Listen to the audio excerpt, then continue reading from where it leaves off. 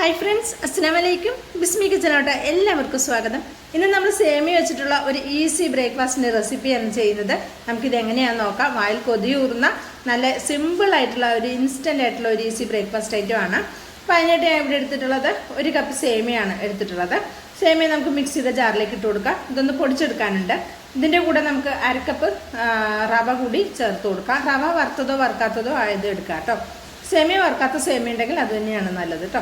ഇത് രണ്ടും കൂടി ഒന്ന് പൊടിച്ചെടുക്കാം. 1 കപ്പ് സേമിയ എടുക്കുമ്പോൾ 1/2 കപ്പ് റവയാണ് എടുത്തിട്ടുള്ളത് കേട്ടോ. ഇത് രണ്ടും കൂടി നന്നായിട്ടൊന്ന് പൊടിച്ചെടുക്കാം. പൊടിച്ചെടുക്കുന്ന സമയത്ത് സേമിയ നല്ല ഫൈനായിട്ട് പൊടിഞ്ഞു കിട്ടും. റവ ചെറുതായിട്ടൊരു തരി ഉണ്ടാവും, അത് കുഴപ്പമൊന്നുമില്ല കേട്ടോ. ഇപ്പം ചില മിക്സിയുടെ ജാറിൽ റവ നന്നായിട്ട് പൊടിഞ്ഞും കിട്ടും.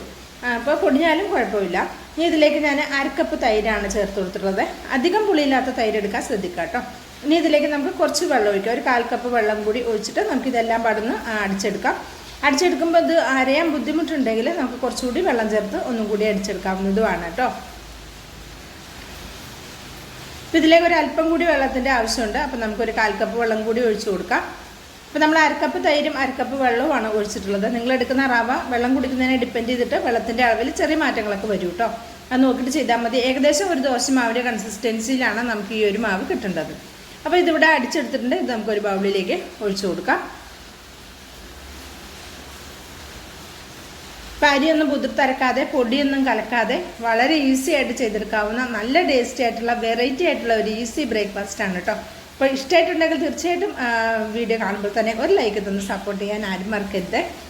ഇപ്പോൾ ഒരല്പം 2-3 ടേബിൾ സ്പൂൺ വെള്ളം കൂടി മിക്സിയുടെ ജാറിലൊന്ന് ഒഴിച്ച് ചുറ്റിച്ചിട്ട് മാവിലേക്ക് ഒഴിച്ചു കൊടുത്തിട്ടുണ്ട്. ഇപ്പം നിങ്ങൾ നോക്കാം, ഈ മാവിൻ്റെ കൺസിസ്റ്റൻസി സാധാരണ ഒരു ദോശ മാവിൻ്റെ കൺസിസ്റ്റൻസി അല്ലേ, ആ ഒരു കൺസിസ്റ്റൻസിയാണ് നമുക്ക് വേണ്ടത്. ഇത് നമ്മൾ റെസ്റ്റ് ചെയ്യാനൊന്നും വെക്കേണ്ട, ഇൻസ്റ്റൻ്റ് ആയിട്ട് പെട്ടെന്ന് തന്നെ നമ്മളിത് തയ്യാറാക്കി എടുക്കാവുന്നതാണ് കേട്ടോ. ഇതുകൊണ്ട് ഒരു ദോശ മാവിൻ്റെ അളവിലാണ് നമുക്ക് മാവ് റെഡിയാക്കി എടുക്കേണ്ടത്. ഇനി നമ്മൾ ഇതിലേക്ക് ചേർത്ത് കൊടുക്കുന്നത് ഉപ്പാണ്. ഉപ്പ് നിങ്ങളുടെ ടേസ്റ്റിനനുസരിച്ച് ചേർത്ത് കൊടുക്കാം കേട്ടോ. ദോശയ്ക്കൊന്നും ഒരുപാട് ഉപ്പ് കൂടിയാൽ അത്ര ടേസ്റ്റ് ഉണ്ടാവില്ല. ഉപ്പ് ശ്രദ്ധിച്ച് ചേർത്താൽ മതി. പിന്നെ റവയൊക്കെ ഉള്ളതുകൊണ്ട് ഉപ്പ് പെട്ടെന്ന് വലിച്ചെടുക്കും. അതുകൊണ്ട് ഉപ്പ് പാകത്തിൽ ചേർത്താൽ മതി കേട്ടോ. ഈ ഒരു പരുവത്തിലാണ് നമുക്ക് മാവുള്ളത്. ഇനി ഇതിലേക്ക് ഞാൻ ഒരു 1/2 ടീസ്പൂൺ ഇനോയാണ് ചേർത്ത് കൊടുക്കുന്നത്. നിങ്ങളുടെ അടുത്ത് ഇനോ ഇല്ലെങ്കിൽ ഒരു പേടിയും പേടിച്ചണ്ട. അപ്പസോഡ ഉണ്ടാവുമല്ലോ നമ്മളതിൽ, അപ്പസോഡ ഒരു 2 പിഞ്ച് അപ്പസോഡ ചേർത്താൽ മതി കേട്ടോ. ഇനോ ആകുമ്പോൾ നമുക്ക് 1/2 ടീസ്പൂണൊക്കെ ചേർത്ത് കൊടുക്കാം. അപ്പസോഡ ആകുമ്പോൾ വെറും 2 പിഞ്ച് മാത്രം ചേർത്ത് കൊടുത്താൽ മതി. എന്നിട്ട് നമുക്ക് ഇതിലേക്ക് 1 സ്പൂൺ വെള്ളം ഒഴിച്ച് കൊടുക്കാം കേട്ടോ. ഇനോൻ്റെ മുകളിലേക്ക് 1 സ്പൂൺ വെള്ളം ഒഴിക്കുമ്പോൾ നിങ്ങൾ കണ്ടല്ലോ ഇങ്ങനെ പതഞ്ഞ് വരും. അപ്പോൾ അതിന് വേണ്ടിയിട്ടാണ് 1 സ്പൂൺ വെള്ളം ഒഴിച്ചത്. എന്നിട്ട് ഇതെല്ലാം നന്നായിട്ടൊന്ന് മിക്സാക്കി എടുക്കാം കേട്ടോ. ഇനി ഇത് എങ്ങനെ ഒരുപാട് നേരിട്ട് മിക്സ് ആക്കേണ്ട, അതിൻ്റെ പതയൊക്കെ അങ്ങനെയൊക്കെ അടങ്ങി പോകേണ്ട ആവശ്യമില്ല. ജസ്റ്റ് ഒന്ന് എല്ലാം പാടെ ഒന്ന് മിക്സ് ആക്കിയാൽ മതി. ഇതിന് മാവിൻ്റെ എല്ലാ ഭാഗത്തും എത്തുന്ന രീതിയിൽ ജസ്റ്റ് ഒന്ന് മിക്സ് ആക്കി കൊടുത്താൽ മാത്രം മതിയാകും. കണ്ടോ, ഇതാണ് നമ്മുടെ മാവ്. നല്ല എന്താ പറയുക, പതിഞ്ഞ് പൊങ്ങി വന്നിട്ടുള്ള നല്ല അടിപൊളിയായി വന്നിട്ടുണ്ട്, മാഷാഅല്ലാ. ഇനി നമുക്ക് ഇതുപോലെ ഒരു പാൻ അടുപ്പത്ത് വെക്കാം കേട്ടോ. ഇതുപോലെ ഇങ്ങനെ ദോശ തവ ഉണ്ടല്ലോ, അതൊന്ന് അടുപ്പത്ത് വെച്ചിട്ട് ഞാൻ നല്ലെണ്ണയാണ് ഒന്ന് സ്പ്രേ ചെയ്ത് കൊടുത്തിട്ടുണ്ട്. നിങ്ങളൊരു 1/4 ടീസ്പൂൺ ഒഴിച്ചിട്ട് ഇതുപോലെ എന്തെങ്കിലും ഒരു തുണിയോ ഒരു ടിഷ്യൂ പേപ്പറോ ഉണ്ടെങ്കിൽ തുടച്ചെടുക്കുക. അതിന് ശേഷം നമ്മുടെ മാവ് ഒഴിച്ചു കൊടുക്കുക. നിങ്ങൾക്ക് എത്രയാണോ വലിപ്പം വേണ്ടത് അതനുസരിച്ച് നമ്മളെടുക്കുന്ന ദോശ തവയുടെ വലിപ്പത്തിനനുസരിച്ചൊക്കെ ഇത് നമുക്ക് വലുതാക്കി ചെറുതാക്കി എങ്ങനെയാണ് വേണ്ടത് അങ്ങനെ റെഡിയാക്കാവുന്നതാണ്. നമ്മളിത് മാവ് ഒഴിക്കുന്ന സമയം ലോ ഫ്ലെയിമിലാണ് കേട്ടോ വെക്കേണ്ടത്. ചട്ടി ഒന്ന് ചൂടായി കഴിഞ്ഞാൽ ലോ ഫ്ലെയിമിൽ വെക്കണം. ഹൈ ഫ്ലെയിമിൽ വെച്ച് നമ്മൾ ദോശ തയ്യാറാക്കാൻ നിങ്ങൾ കണ്ടിട്ടില്ലേ, തീ കൂടി പോയിട്ടുണ്ടെങ്കിൽ ദോശ പെട്ടെന്ന് അവിടെ ഇവിടെ പിടിക്കുന്ന. അപ്പോൾ തീ കുറച്ച് വെച്ചിട്ട് വേണം നമ്മളിത് ദോശ പരത്തി കൊടുക്കാനായിട്ട് കേട്ടോ. ഇനി ഇതിലേക്ക് ഞാൻ അല്പം sweet and spicy tomato sauce ചേർത്ത് കൊടുക്കുന്നുണ്ട്. ചേർത്തതിന് ശേഷം ഇതെല്ലാവരുടെയും നന്നായിട്ടൊന്ന് പരത്തി കൊടുക്കുക കേട്ടോ. അതിന് ശേഷം ഇതിൻ്റെ മുകളിലേക്ക് ചേർത്ത് കൊടുക്കുന്നത് കുറച്ച് ചോപ്പ് ചെയ്തെടുത്തിട്ടുള്ള സവാളയാണ്.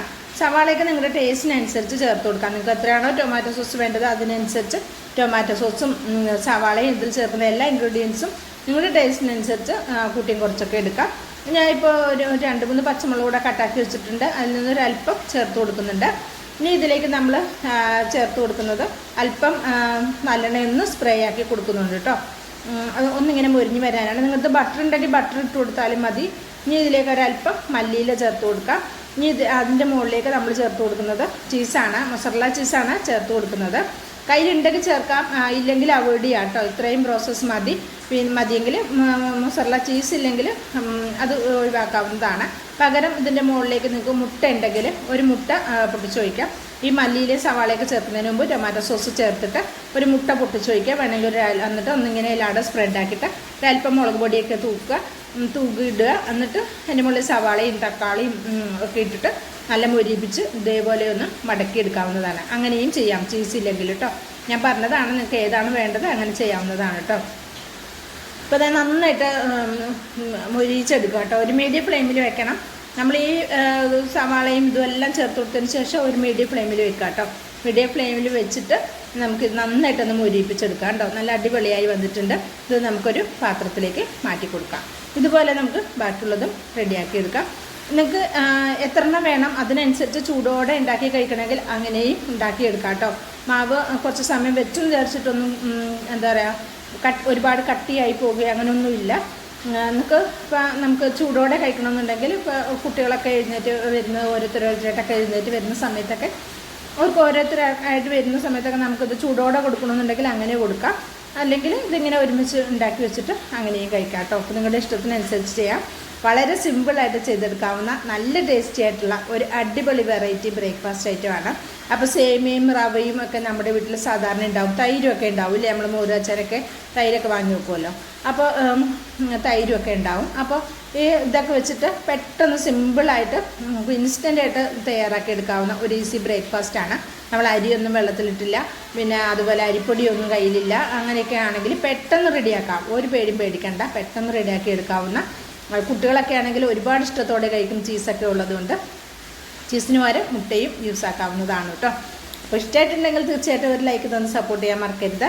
നല്ല ചൂടാണ്. ഇത് ഞാനൊന്ന് പൊട്ടിച്ച് കാണിക്കുമ്പോൾ എനിക്ക് കൈ തൊടാൻ പറ്റുന്നില്ല കേട്ടോ. നല്ല ചൂടാണ്. എനിക്ക് കാണുമ്പോൾ തന്നെ അറിയാം നല്ല കൊതിയാവുന്നുണ്ട്, നല്ല ടേസ്റ്റാണ് കേട്ടോ. അപ്പോൾ പ്രാവശ്യങ്ങളും തീർച്ചയായിട്ടും റെഡിയാക്കി നോക്കണം. എന്നിട്ട് നിങ്ങളുടെ ഫീഡ്ബാക്ക് അറിയിക്കണം. വീഡിയോ ഇഷ്ടമാകണമെങ്കിൽ തീർച്ചയായിട്ടും ഒരു ലൈക്ക് തന്ന് സപ്പോർട്ട് ചെയ്യാനും മറക്കരുത്. വിസ്മി കിച്ചൺ എന്ന യൂട്യൂബ് ചാനൽ സബ്സ്ക്രൈബ് ചെയ്ത് കാണുന്നതിൻ്റെ എല്ലാ പ്രിയ കൂട്ടുകാരും ഒന്ന് സബ്സ്ക്രൈബ് ചെയ്തിട്ട് ആ ബെല്ലൈക്കൺ ഒന്ന് എനേബിൾ ചെയ്ത് വെച്ചാൽ മാത്രമേ നമ്മളിടുന്ന വീഡിയോസിൻ്റെ നോട്ടിഫിക്കേഷൻ നിങ്ങളിലേക്ക് കറക്റ്റായിട്ട് എത്തുള്ളൂ. നല്ല ചൂടായതുകൊണ്ടാണ് കേട്ടോ ഇത് അങ്ങോട്ടും ഇങ്ങോട്ടൊക്കെ പിടിച്ച് വലിക്കുന്നത്. ചൂടില്ലെങ്കിൽ സിമ്പിളായിട്ട് നമുക്കിത് കട്ട് ചെയ്ത് കഴിക്കാവുന്നതാണ്. അപ്പോൾ ഇൻഷാ അല്ലാഹ് അടുത്ത നല്ലൊരു അടിപൊളി വീഡിയോയുമായിട്ട് എത്തുന്നവരേക്കും എല്ലാ കൂട്ടുകാർക്കും നന്ദി, നമസ്കാരം.